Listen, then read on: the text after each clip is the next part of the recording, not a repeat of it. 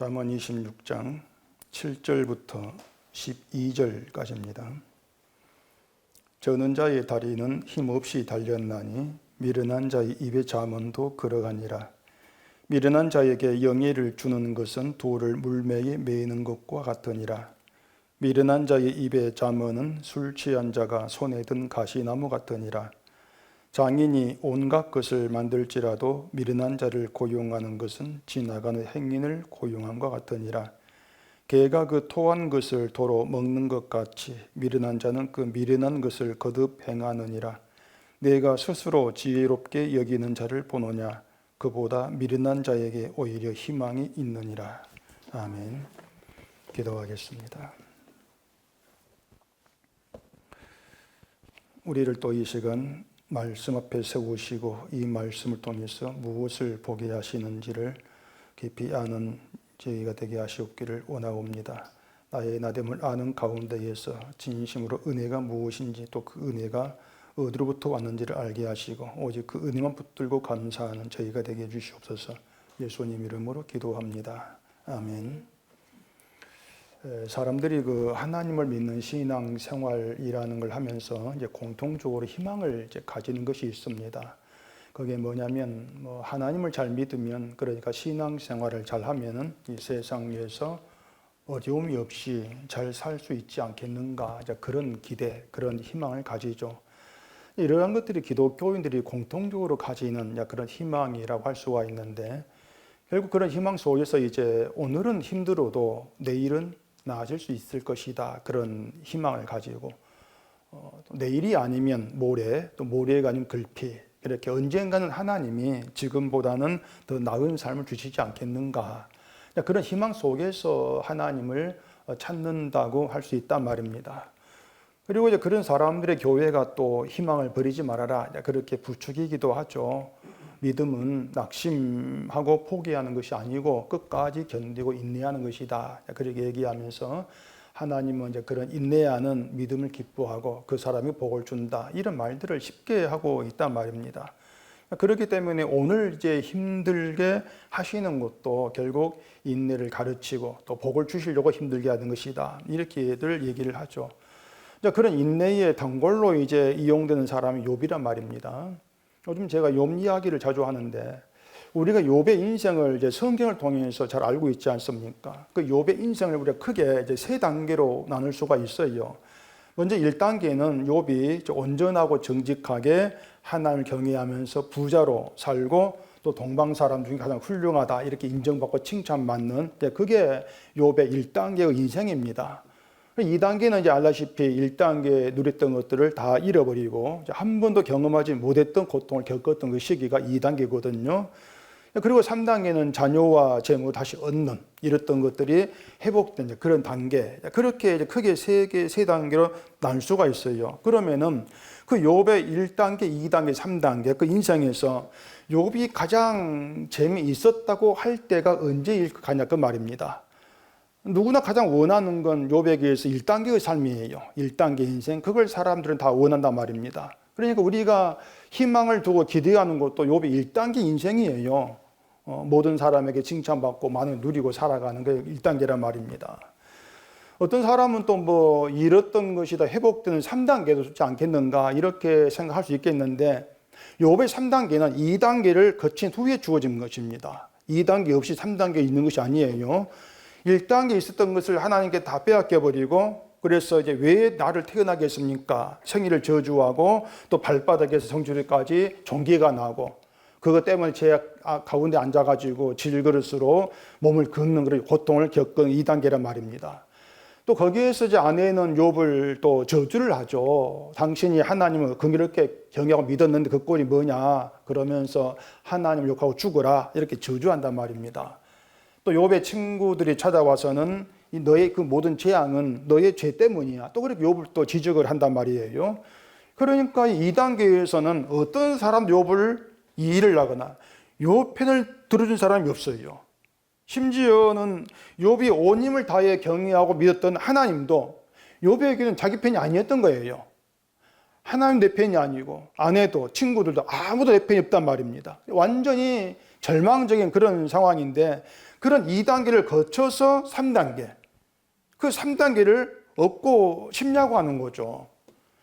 물론 우리가 이론적으로 계산해 보면은 하나님이 3단계에서 이전 모든 소유보다 값을 주시고 또 딸 셋과 아들 7을 주셨단 말입니다. 그리고 딸 셋은 이 동방에서 가장 아름다운 딸이었다. 이렇게 또 얘기되어 있지 않습니까? 그러니까 2단계의 고통만 잘 견디면은, 2단계만 견디면은 갑절을 누리는 3단계를 얻을 수 있다.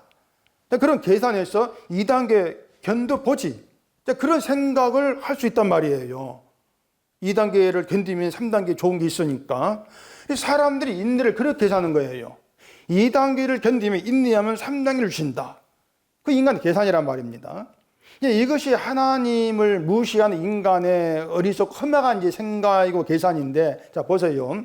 만약에 2단계의 고통은 20년간 지속이 되고, 이 3단계는 하루, 한 달, 아니면 1년, 그렇게 누리고 끝난다. 그렇다면은, 그래도 2단계를 견뎌보겠냐고 하는 것입니다. 사람은 그걸 모르는 거예요.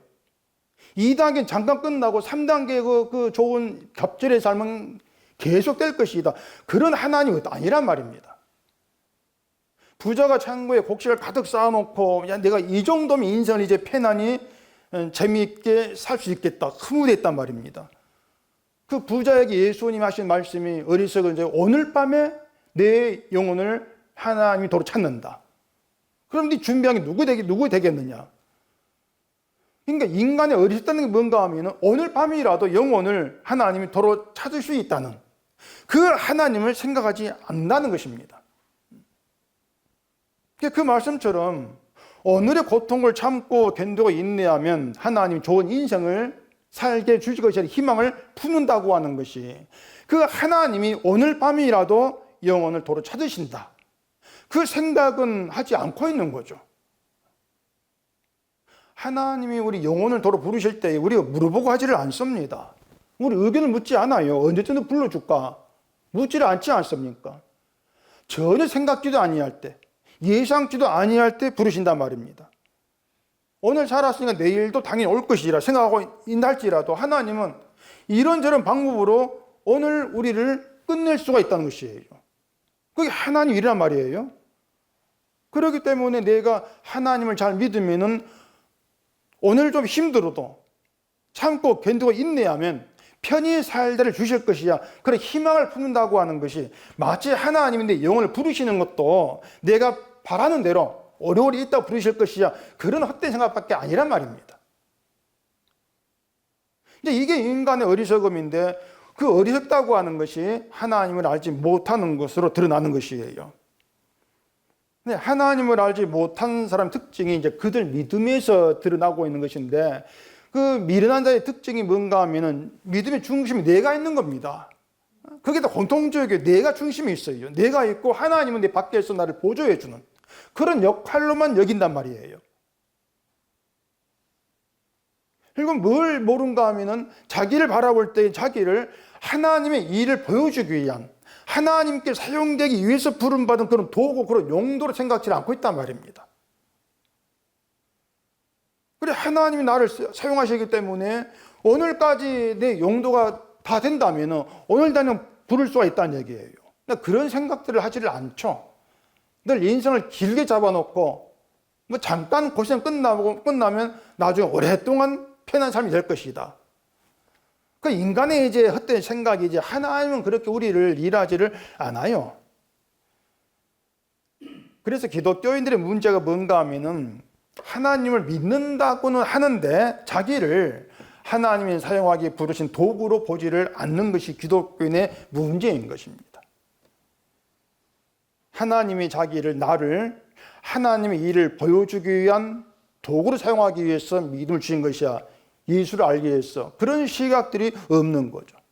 그냥 온통 생각이 뭔가 하면은 나의 편한 인생, 나의 재미있는 인생을 위해서, 그리고 천국을 위해서 내가 하나 믿고 있는 것으로 막 그렇게들만 간주하고 있는 것이에요. 그런 사람들의 믿음은 아무 역할도 하지 못합니다. 그냥 하나의 장식품으로만 있을 뿐이죠. 하나님도 예수도 십자가도 장식품이에요. 그냥 있는 거예요. 다시 말해서 믿음이 아니란 것이죠. 믿음이 아니고 또 예수를 믿는 것도 아니란 얘기입니다. 마치 그 욥의 믿음이 남에게 보여주고 칭찬을 듣는 게 전부인 것 같은 그 같은 것이에요.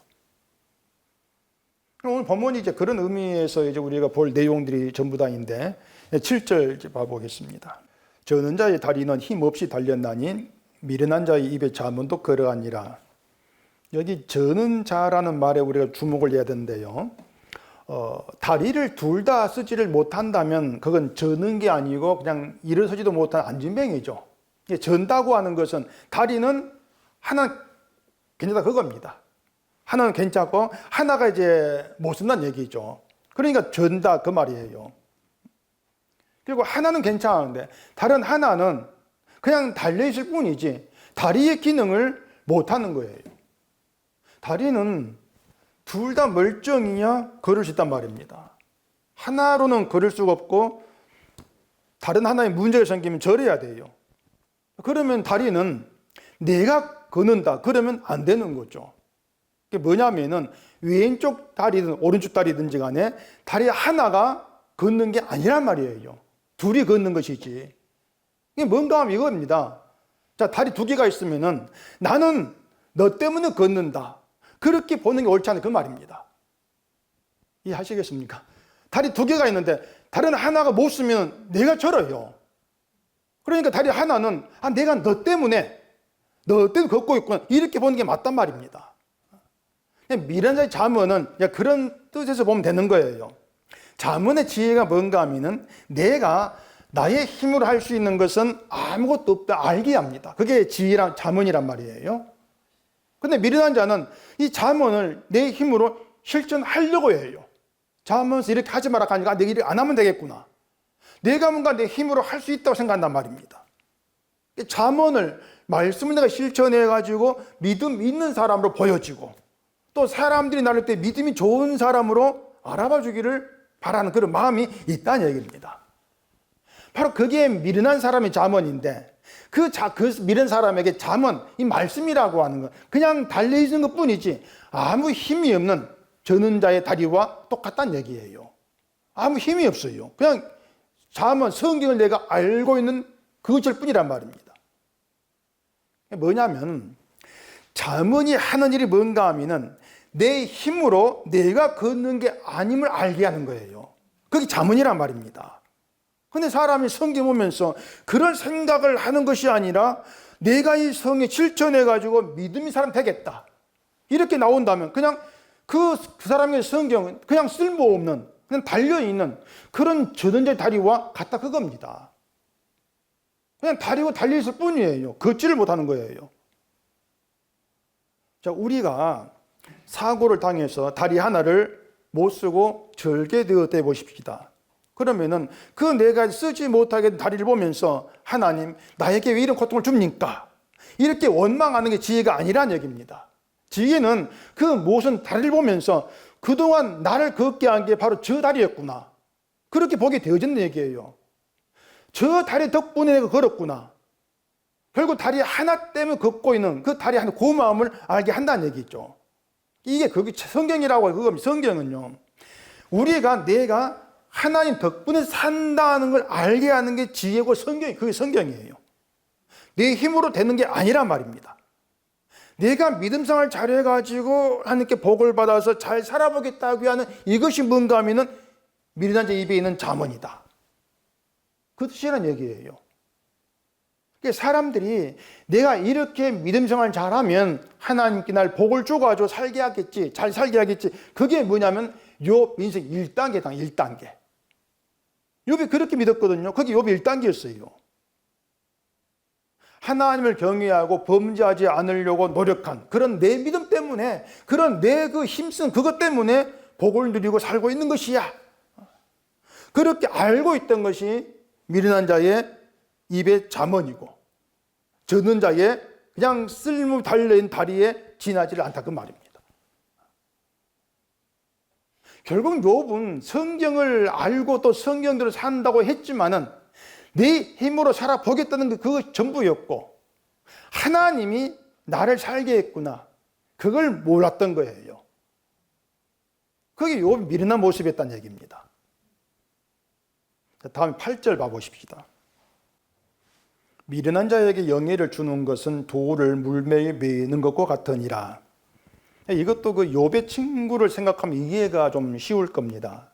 자, 욥의 친구들은요, 자신들을 욥보다도 믿음이 좋고 죄를 짓지 않았고 그래서 하나님께 복을 누린다, 그렇게 자기들을 이제 알았습니다.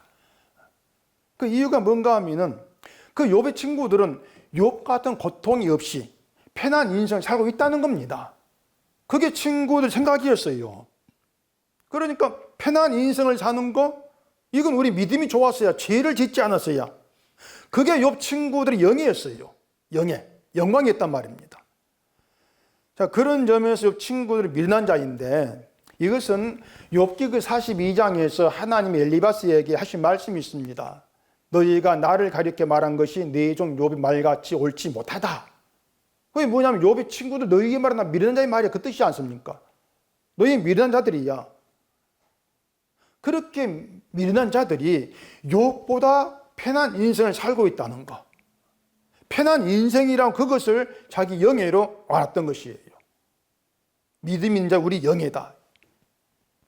결국은 그렇게 되면 하나님이 그 미련한 자에게 영예를 주신 게 되는데, 그것이 돌을 물매에 매는 것과 같다, 그 말입니다. 자, 이게 뭐냐면 돌을 물매에 맨다는 것은 누군가에게 던지기 위한 것입니다.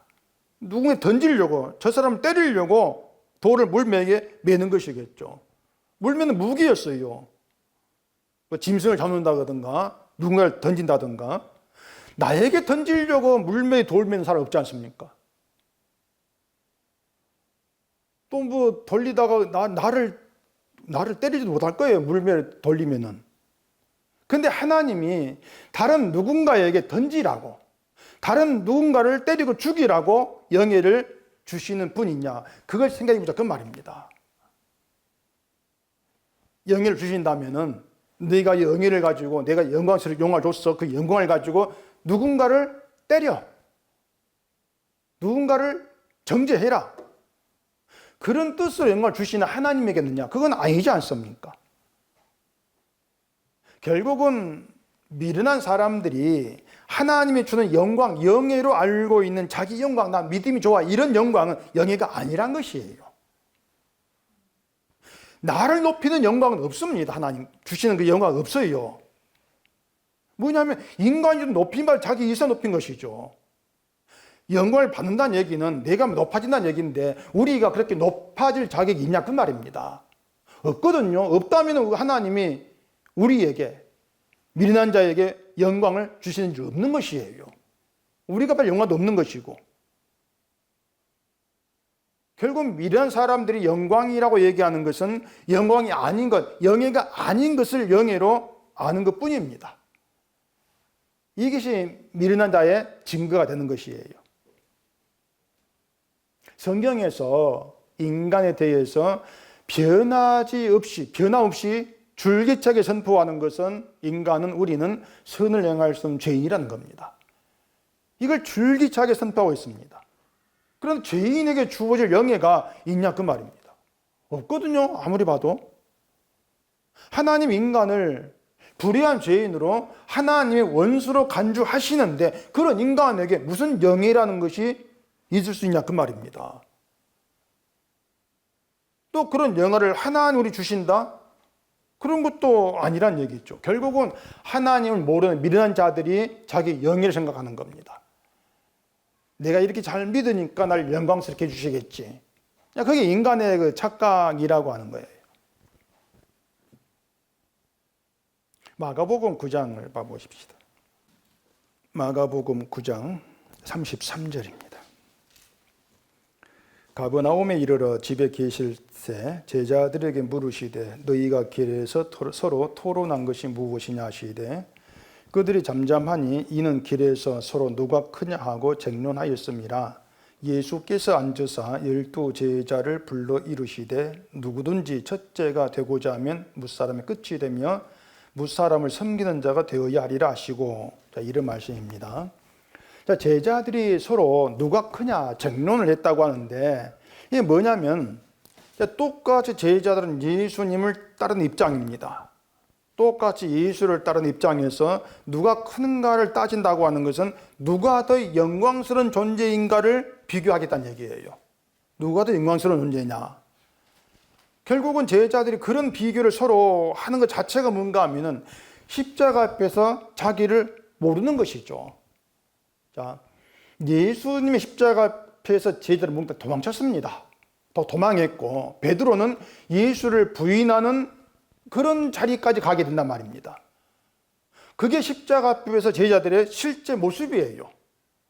근데 그 자기 모습을 아직 제자들은 모르고 있는 것이죠. 그렇게 봤을 때 제자들이 서로 누가 크냐, 누가 더 영광을 얻을 존재냐, 이렇게 비교하는 얘기는 자기 존재에 대해서 소경인 사람들이 헛된 쟁론이라는 것입니다. 십자가 앞에서 내가 누구인가를 모르는 사람들이 자기 영광을 따지면서 누가 높은가를 비교한다, 그 말이에요. 누가 크냐고 할 것 없이 모두가 천국에 들어갈 수 없는 인간일 뿐입니다. 그게 제자들 실제 모습이에요. 아무도 천국 못 들어가요.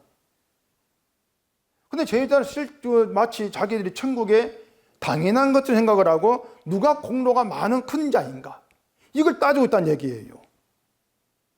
서로가 내가 크다, 그렇게 자기를 간주하면서 내 공로를 내세우고 있는 것, 바로 이것이 상대방을 치려고 돌을 물에 매는 것 같다고 말입니다.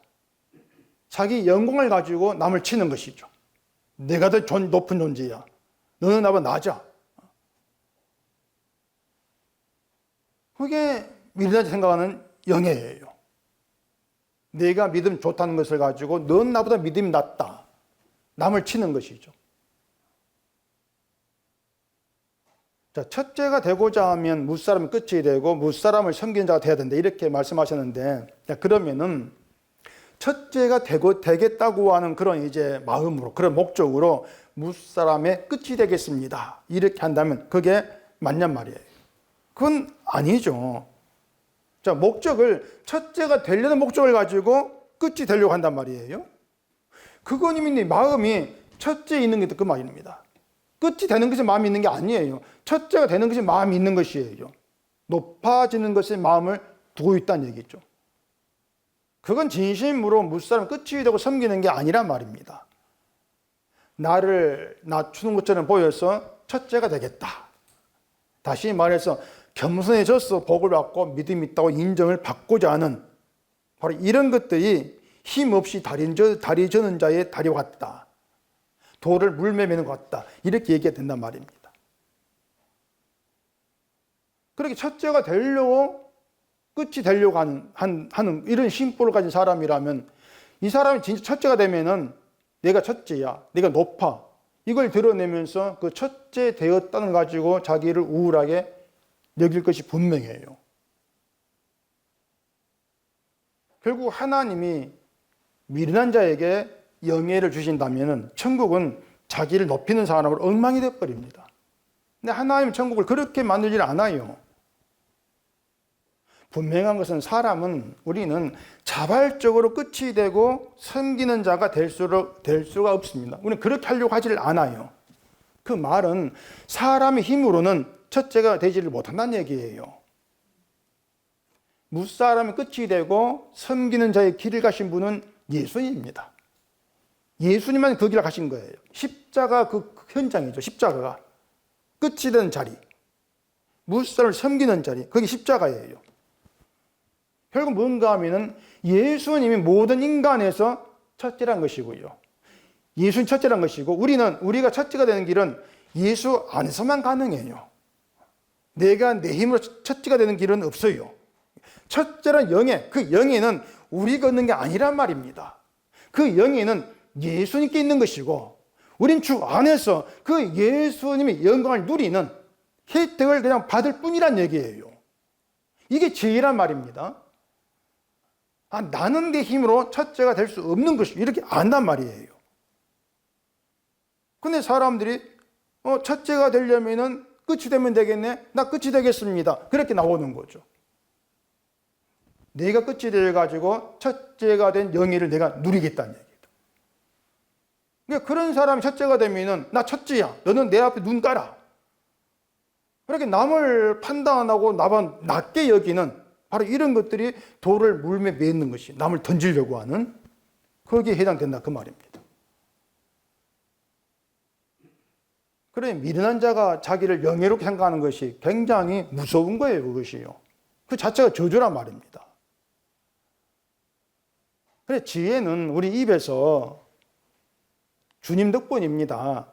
예수님이 다 이루셨습니다. 이런 고백을 하게 해요. 난 아닙니다. 주님 때문입니다. 이것이 진짜 지혜 있는 시인자의 입이란 말입니다. 지혜 있는 시인자의 입에서는 내가 했다는 자기를 높이는 말이 안 나와요. 그냥 주님만 높일 뿐이에요. 주님 다 했으니까. 자, 또 9절 봐보십시다. 미련한 자 입의 잠언은 술 취한 자가 손에 든 가시나무 같으니라. 술에 취했다고 하는 것은 쉽게 말하면 분별력을 잃었다는 겁니다. 술에 취한 분별을 잃죠. 술에 취해서 도로에서 자다가 차에 치여 죽기도 하고요. 또 택시 운전사 폭행도 하고요. 그런 얘기 많이 나오지 않습니까? 분별을 잃은 것이에요.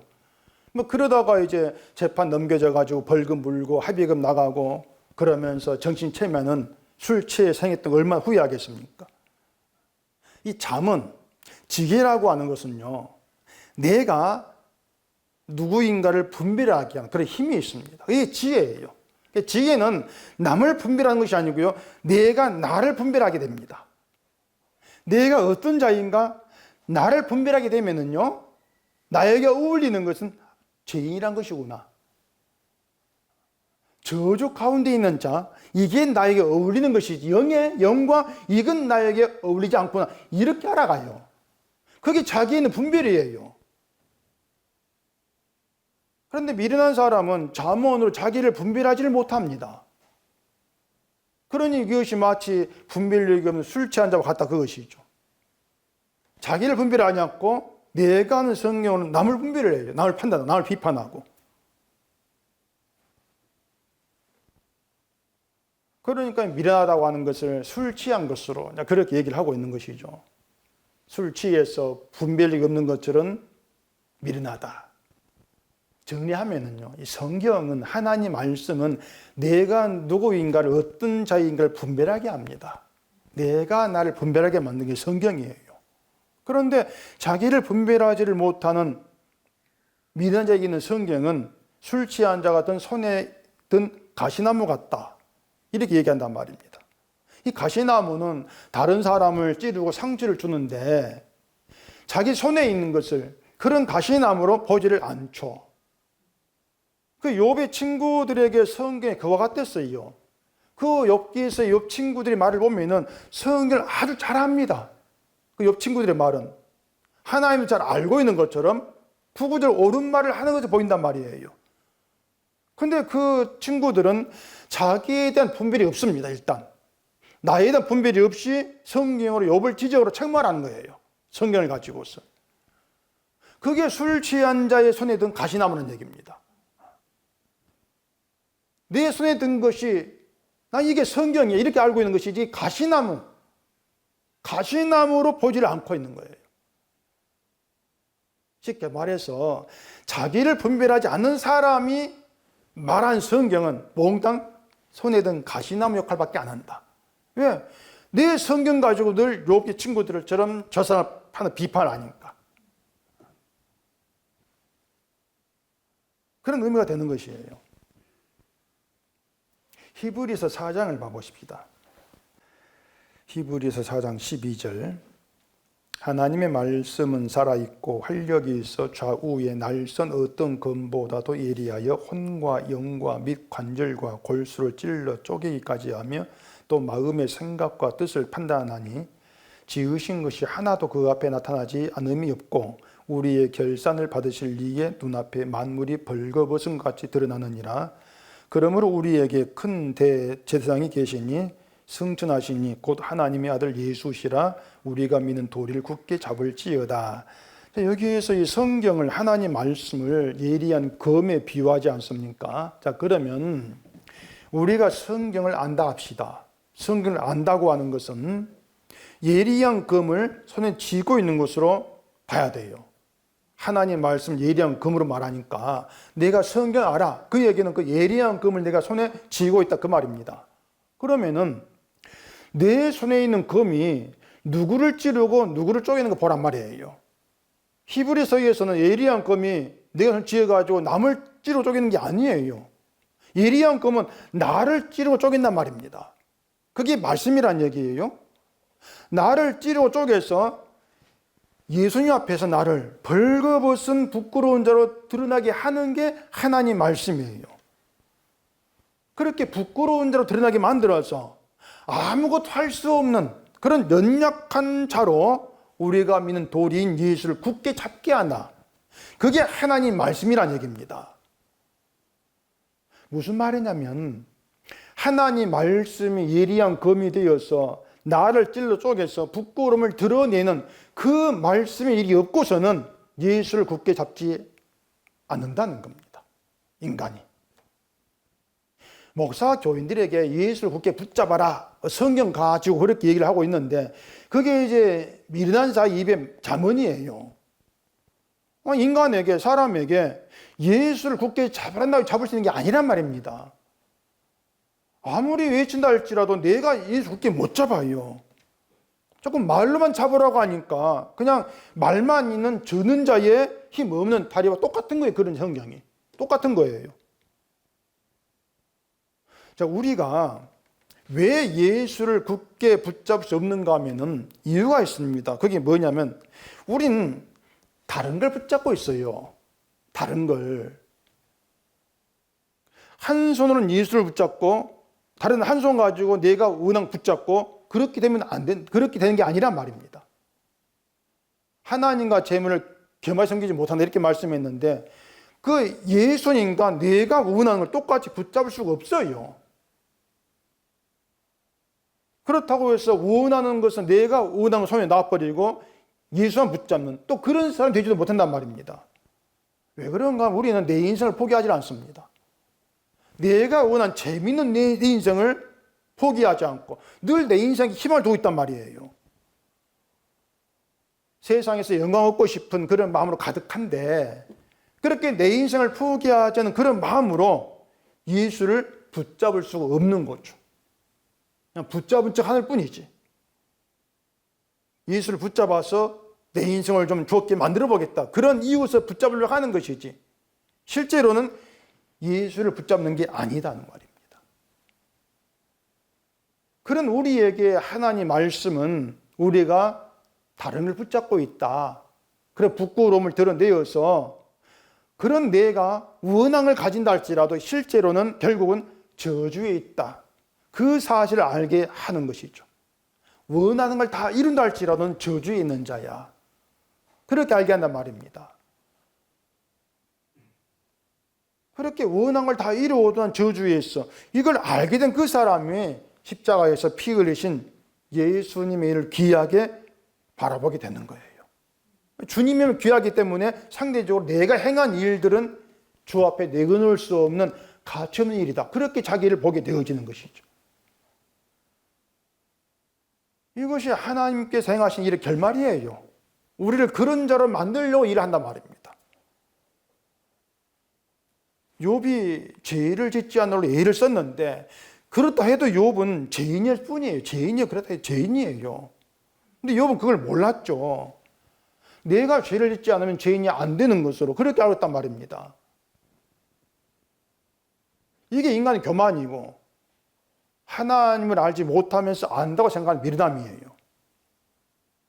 만약 욥의 인생이 1단계가 전부였다.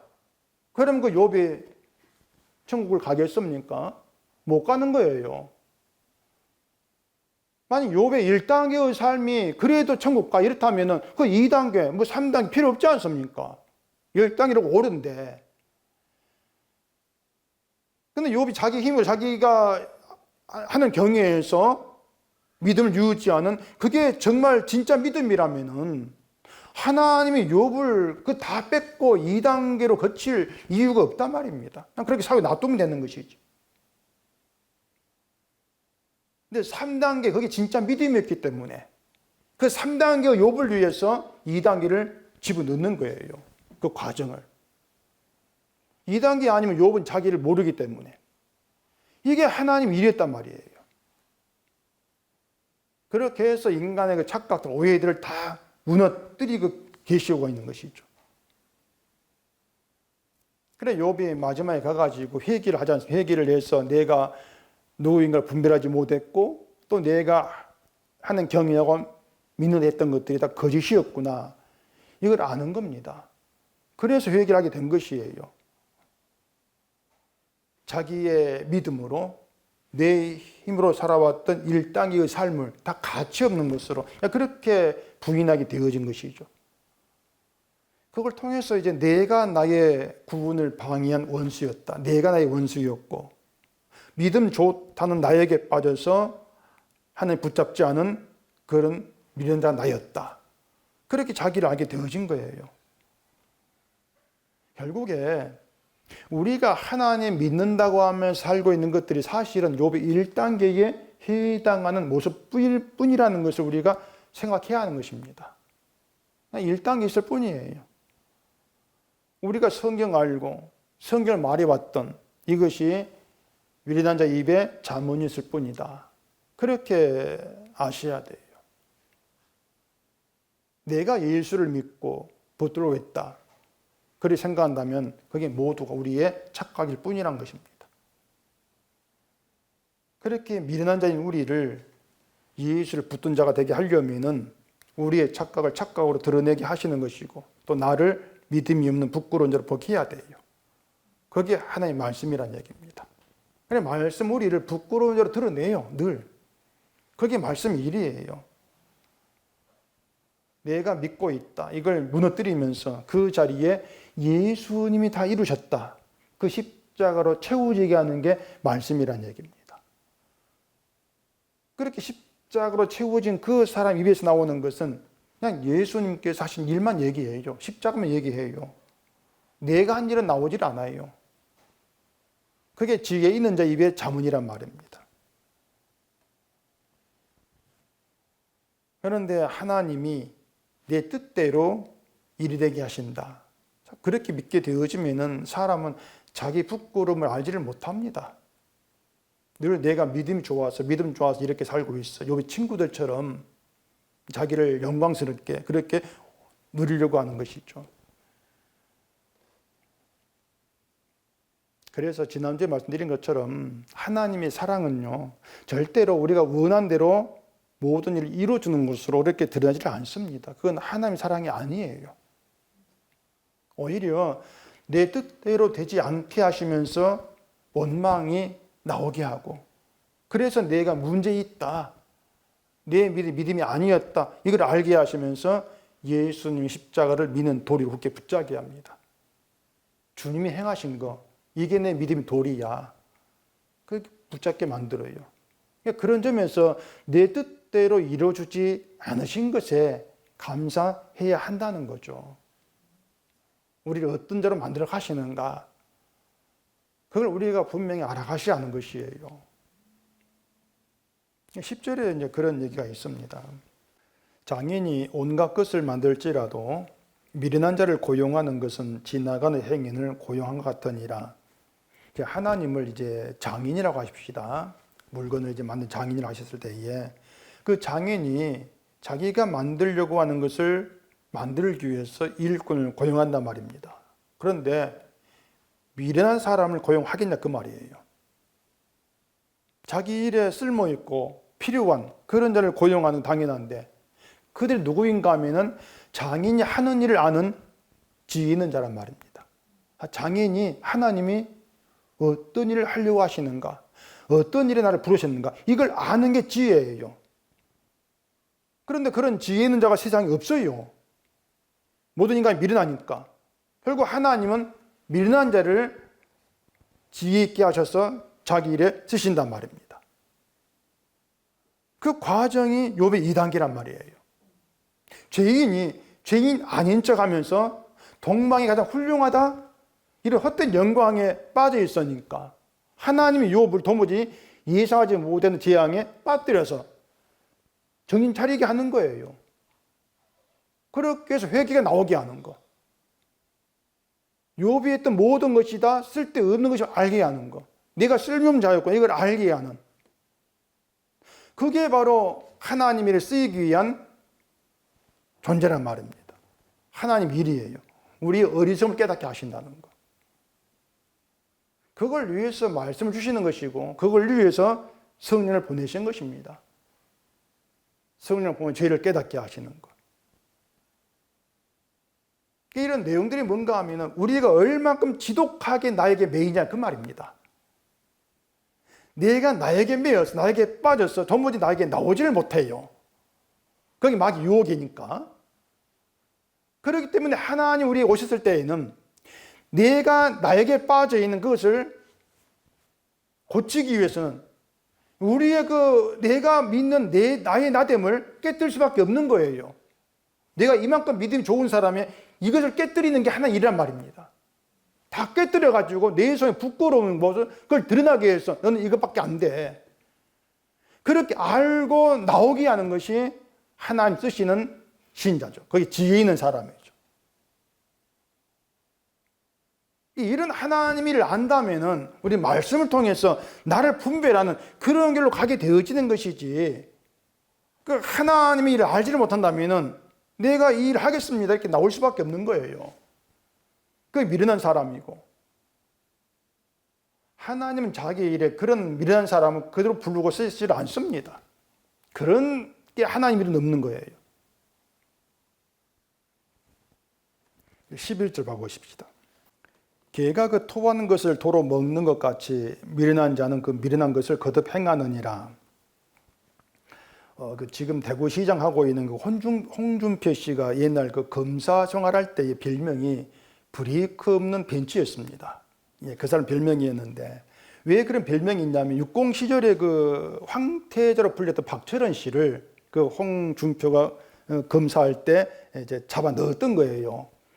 그때 권력자 눈치 보지 않고 자기를 한다니 그것 때문에 붙여진 별명이었다고 이제 말을 들었는데 권력자의 눈치를 보면 이제 멈추죠. 멈추는데 멈추질 않는다는 겁니다. 그러니 그걸 두고 브레이크가 없다 이렇게 말한 거죠. 근데 그것은 이제 홍준표를 이제 좋게 말한 것이고요. 좋게 말한 것이고 실제로 브레이크 없다고 하는 것은 나와 남을 위험에 빠뜨리는 그런 위험한 것입니다. 그렇잖아요. 내 고집, 내 신념으로 밀고 나간다는 것인데 만약에 죄가 없는 사람을 죄 있다 이렇게 내가 믿어버리면은 어떻게 되겠습니까?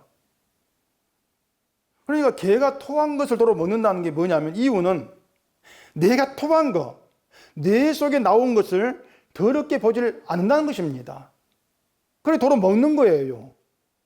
더러운 것을 더럽게 보지를 못하니까 도로 먹는 것처럼 미련한 자가 자기의 미련한 것을 미련한 것으로 알지를 못하기 때문에 그 미련한 것을 계속 반복을 해서 행한단 말입니다.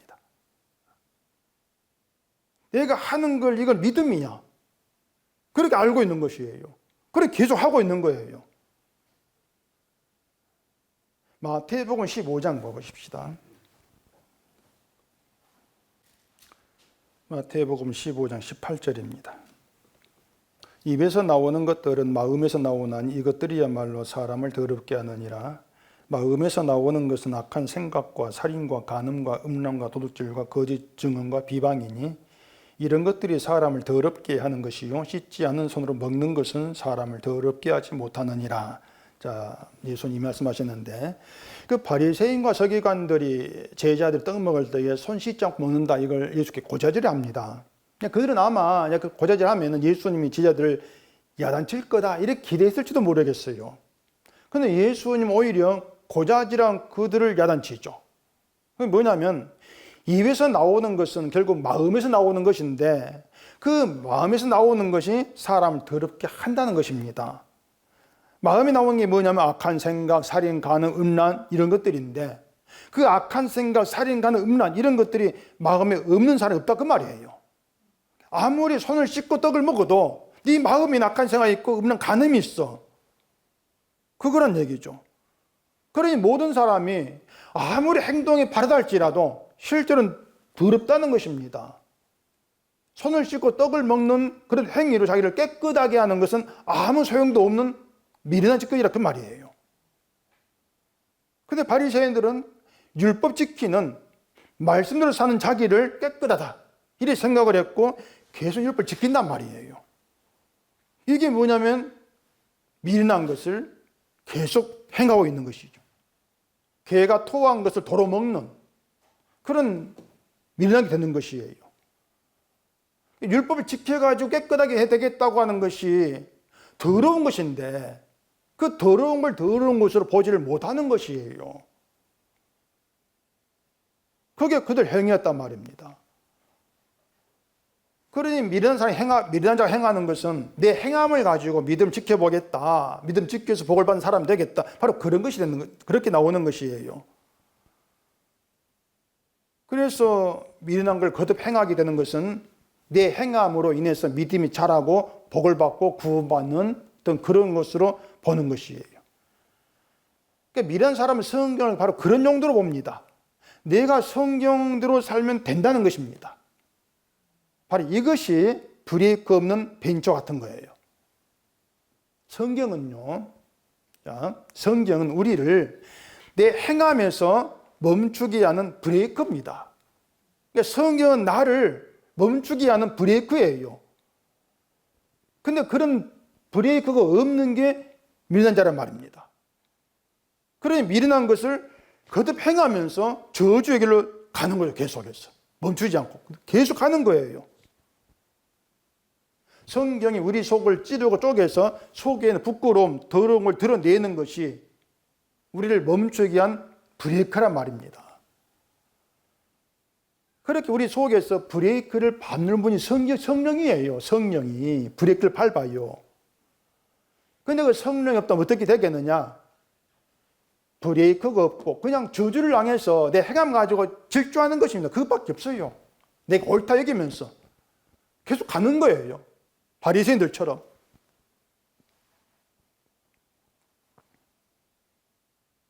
베드로후서 3장 18절에 보시면은 오직 우리 주 곧 구주 예수 그리스도의 은혜와 그를 아는 지식이 자라가라 영광이 이제와 영원날까지 그에게 있을지어다 이런 말씀이 있거든요. 우리에게 중요한 것은요 내 믿음이 자라는 것이 아니고요 예수님의 은혜와 그를 아는 지식이 자라가는 게 중요합니다. 은혜를 아는 게 자라가야 돼요. 우리가 뭔가 해서 영광 돌리겠다 이런 생각은 지워져야 되고요 예수님의 은혜만 알면 된다는 겁니다. 십자가에 다 이루신 예수님의 은혜를 아는 지식에서 자라가라. 그게 뭐냐면 우리 자신을 아무것도 아닌 자로 여기라 그것이에요. 내가 아무것도 아님을 알아야 다 이루신 주님의 은혜에서 자라갈 수 있다 그 말입니다. 그러니 사람이 자기 믿음에 관심을 두고 내 믿음 좋게 하려고 그래서 인정받고 영광받고 복받기 위해서 행함을 끌어들이고 내가 행하는 것을 바른 믿음으로 높이는 것 이 모든 것들이 토한 것을 돌아보는 개에 해당이 됩니다. 그건 예수를 붙드는 게 아니에요. 다시 말씀드릴게요. 사람의 관심이 내가 믿음 좋은 신자가 되어서 하나님의 사랑을 받고 복을 받기를 기대한다면 그 사람에게 하나님 말씀은 믿음 좋은 신자가 되라, 복 줄게 그런 뜻으로 보일 수밖에 없단 말입니다. 그렇게 복이 되어 있는 거예요. 말씀이 찔러 쪼갠다 이 말씀도 말씀 앞에서 부끄러움이 없는 자가 되라 이런 뜻으로 보게 될 수밖에 없어요. 그게 성경을 사사리 보는 것입니다. 그렇게 나를 위한 성경으로 보는 게 브레이크 없는 벤츠란 것이죠.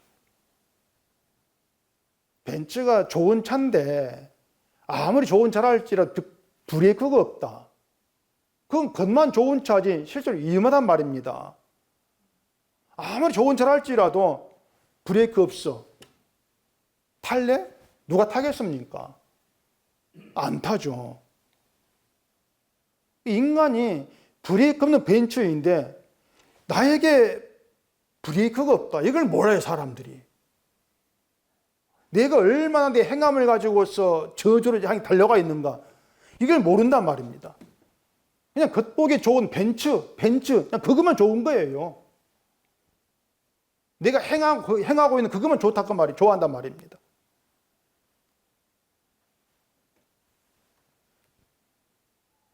이것이 저주에 있는 자를 생명 있게 하신 은혜를 잃어버린 미련한 자. 그런 점에서 나를 스스로 지혜롭다 이렇게 여기는 것보다 미련한 사람에게도 희망이 있단 말입니다. 이게 12절 얘기하거든요. 내가 스스로 지혜롭게 여기는 자를 보느냐 그보다 미련한 자에게 오히려 희망이 있느니라. 우리가 지혜가 있다고 했을 때에 그 지혜를 내가 어디가 배워가지고 알아온 그런 지혜가 아니지 않습니까? 지혜가 우리에게 와서 우리를 지혜 있는 자로 드러내고 있는 것이에요. 내가 스스로 날 지혜롭게 여긴다. 그건 잘못된 것이죠. 지혜가 날 붙들고 계시구나. 이렇게 알아봐야 한단 말입니다. 그러니 사람이 자기를 스스로 지혜롭게 여기는 거죠. 사실 그 희망이 없는 거예요, 그것은요. 그것보다 오히려 미련한 자. 나는 끝까지 미련할 뿐이야. 미련한데 지혜가 와서 내 미련함을 드러내고 보게 했어. 거기에 희망이 있단 말입니다. 거기에. 우리가 예수의 십자가에서 죄인에게 베풀어진 하나님의 자비하심이 날 살게 한다. 이걸 알았고 하나님의 사랑을 믿게 되었다면은 우리가 세상 일이 내가 운한 대로 되는 그 재미 말고요. 다른 재미를 느낄 수 있단단 말입니다. 그 다른 재미가 뭔가 하면은 미련한 자가 나의 미련함을 알게 되는 바로 그 은혜를 느끼는 그 재미예요. 은혜를 알고 은혜에 자라간 그 재미. 죄를 용서하시고 하나님의 긍휼과 자비하심 속에 부름바 들어와 있어. 그 믿음에 있는 그 재미를 우리가 느껴야 된단 말입니다. 근데 우리를 정직하게 들여다보면 십자가를 믿는다고 하면서도 여전히 세상의 재미를 놓지를 않죠, 우리는요. 늘 이 땅의 재미를 기대하고 있죠. 이런 우리에게 말씀은 죽은 자의 자리로 끌어가는 게 맞아요.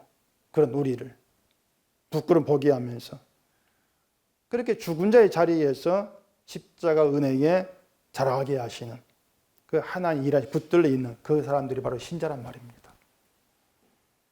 그래서 그 신자는 끝까지 나는 이제 지혜로운 자가 되었어. 그렇게 나가지를 못해요. 늘 나는 미련한 자다. 그렇게 자기를 보게 될 수밖에 없어요. 근데 그런 나에게 하나님 말씀 붙들어서 이런 나를 알게 하는 그게 은혜구나. 그렇게 자기를 파악하게 되죠. 그리고 그 안에서 주님의 은혜가 얼마나 귀한가 그걸 깨달아가고 은혜 속에 자라가는 그 재미죠. 그 재미를 우리가 느껴가야 되는 것이고 또 그 재미를 알게 하는 게 성령이란 말입니다. 그러니 우리는 내가 일하는 게 아니고요. 하나님의 일하심이 붙들려 있는 거 그게 안심이 돼야 돼요.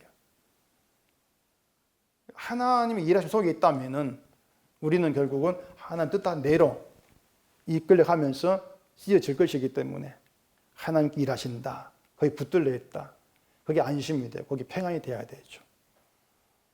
그렇게 하나님을 바라보게 하시면서 주의 은혜를 알게 하시면서 주의 은혜만 나오게 만드는 거 그게 하나님의 일하심이라고 아시고 늘 우리 입에서 내 일이 나오는가 주의 일이 나오는가 살피고 주님 일만 나오는 그런 우리가 되어지기를 바랍니다. 기도하겠습니다.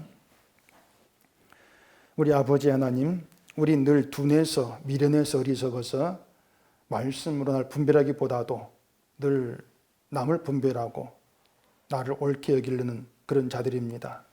그런 우리에게 하나님이 늘 말씀을 통해 부끄러움을 드러나게 하시고 결국 내가 문제 있는 자라는 걸 깨달아 알게 하시는 쪽으로 인도해 가심을 감사합니다. 내 뜻대로 일하지 아니하시는 하나님께 감사함 있게 하시면서 늘 하나님 일하신 것을 붙들려 있는 신자들이 감사하는 저희가 되게 해주시옵소서. 예수님 이름으로 기도합니다. 아멘.